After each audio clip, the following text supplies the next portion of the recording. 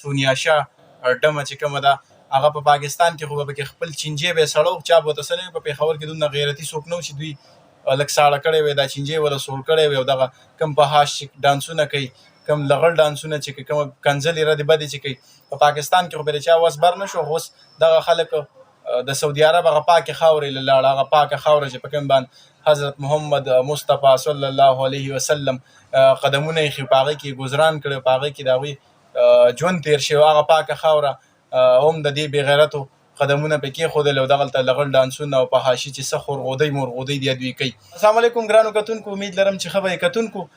تاسو به د څو ورځو نه په سوشل میډیا باندې دغه ویډیوګانې ګورئ چې د پېښور چې کوم ډمان دي، کوم بړواګان دي، کوم دلګان دوسان دي، مطلب داود شاه چې کوم هغه د هغه پیداوار دی، علي شاه او بیا سونیا شاه ډمه چې کومه ده هغه په پاکستان کې خو به پکې خپل چینجې به یې سړو، چا به ورته څه نه وي. په پېښور کې دومره غیرتي څوک نه و چې دوی لږ ساړه کړی وی، دا چینجې وله سوړ کړی وی. او دغه کوم په هاش چې ډانسونه کوي، کوم لغړ ډانسونه چې کوي، کومه کنځلې ردې بدې چې کوي، په پاکستان کې خو به د چا وس بر نه شو. خو اوس دغه خلک د سعودي عرب هغه پاکې خاورې له لاړه، هغه پاکه خاوره چې په کوم باندې حضرت محمد مصطفی صلی الله علیه وسلم قدمونه یې په هغې کې ګذران کړی، په هغې کې د هغوی ژوند تېر شوی، هغه پاکه خاوره هم د دې بې غیرتو قدمونه پې کېښودل او دغلته لغړ ډانسونه او په حاشي چې څه خورغودۍ مورغودۍ دي دوی کوي.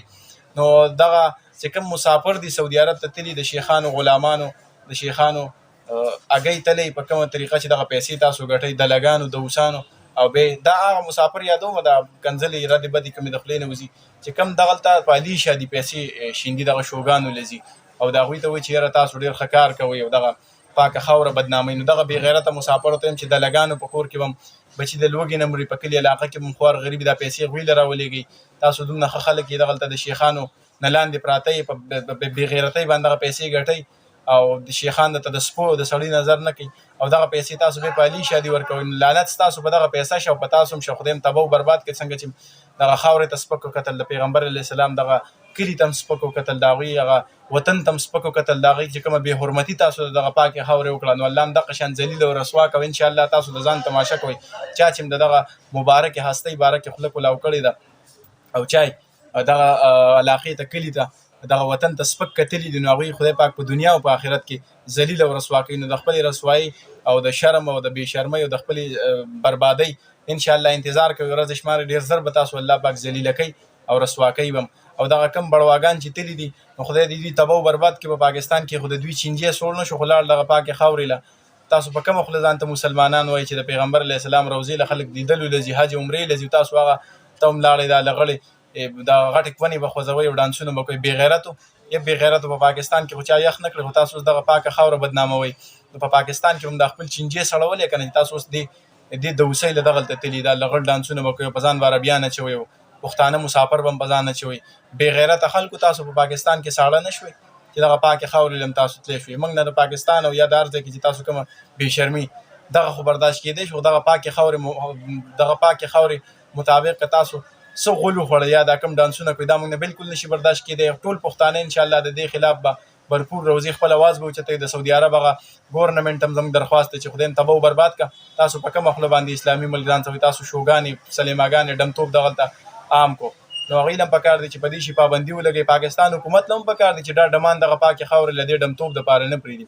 او بیا دغه مسافر دغه بې غیرته چې دا کومه دوسۍ باندې دا پیسې ګټي، په دغه بې شرمۍ باندې به دوی د هغې نه دغه پیسې هم په کفن ولګوي، په شرمونو وشرمېږي. بې غیرته مسافرو دغه بې غیرته مسافر یادوم صرف چې دا کوم په علي شاه دي پیسې شي، دغه پیسې چې ته بچي له راولېږي، کلي علاقه کې خوار غریب له راولېږي، جومات استاد له راولېږي، تاسو په دغه ډمانو باندې شي دي. خدای هم تباه و برباد کړي، خدای هم دغه شان ذلیل او خوار لره. قدرمنو کتونکو ویډیو زیات نه زیات شیر کړئ، که زما د خولې نه څه الفاظ داسې ودي تاسو پرې خفه شوي د هغې بښنه غواړم. خو چونکې دغه ځای مطابق موږ هېڅ قسمه بې حرمتي بې عزتي یا دغه ډانسونه مانسونه دغلته موږ نه منو. د دغه خلاف که جذباتي کې څه خبرې شوي تاسو نه بښنه غواړم. ویډیو زیات نه زیات شیر کړئ. ډېرو ملګرو پې ویډیوګانې کړې، هم ویل چې یاره وبکو پې ویډیو، چونکې نن موخه میلاو شوه، نو دغه ویډیو زیات نه زیات شیر کړئ چې دغه بې غیرته خلک، دغه دلګان خلک، دغه بړواګان، دغه علي شاه دي، دغه سونیا شاه دي، دغه ډمان په سعودي عرب کې پې خلک پابندي ولګوي او سنګسار کړي. دا بې غیرته خلک دي، لغړ ډانسونه کوي. خدای دې دوی تباه و برباد کړي. الله دې دغه پاکې خاورې په خاطر ژوندي پاکستان ته رانولي. خدای دې د عبرت نشانه وګرځوي چې څوک هم دغه خاورې ته بیا سپک نه ګوري، دغلته داسې په حاشي نه هم کوي. که ویډیو سره متفق یې زیات نه زیات شیر کړي چې دغه بړواګان الله پاک تباه و برباد کړي. ډیره مهرباني، شکریه او سلام.